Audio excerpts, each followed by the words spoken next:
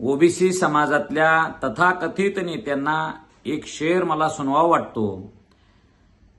कांच के घर में रहने वाले दूसरों के घर पर पत्थर फेका नहीं करते, ह्या म्हणीची आठवण तुम्हाला आता यायला पाहिजे आणि येणार आहे। 23 मार्च 1994चा GR हा अनधिकृत आहे, ही मागणी गेल्या काही वर्षापासून आम्ही लावून धरलेली आहे। काल मनोजदादांनी सुद्धा त्या मागणीचा उल्लेख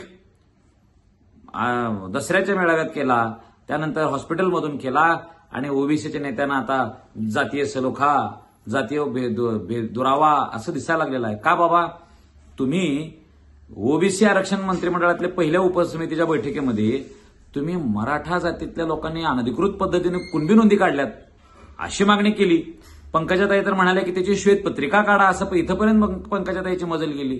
का हो ताई, 1994च्या या GRच्या माध्यमातून वंजारी समाजाला वेगळं 2% आरक्षण कशा पद्धतीने दिलेलं आहे, कुठला आयोग नेमून दिलेला आहे, इंदिरा साहनी जजमेंटने जे काही नियम घालून दिलेले आहेत त्या नियमातल्या कुठल्या अटीची पूर्तता करून हे आरक्षण दिलेलं आहे, हे आता पंकजाताईंनी सांगावं, धनंजयराव मुंडे साहेबांनी सांगावं, छगनराव भुजबळांनी सांगावं।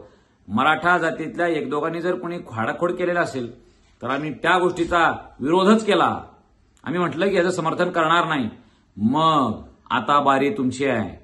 हे आरक्षण अनधिकृत पद्धतीनं 23 मार्च 1994च्या नंतर जे आम्ही खातोय ते आरक्षण आम्ही सोडून द्यायला तयार आहे, असं ह्या ओबीसीच्या नेत्यांनी म्हणण्याचं धाडस दाखवावं, तशी नीतिमत्ता त्यांनी दाखवावी अशी विनंती या माध्यमातून मी त्यांना करत आहे।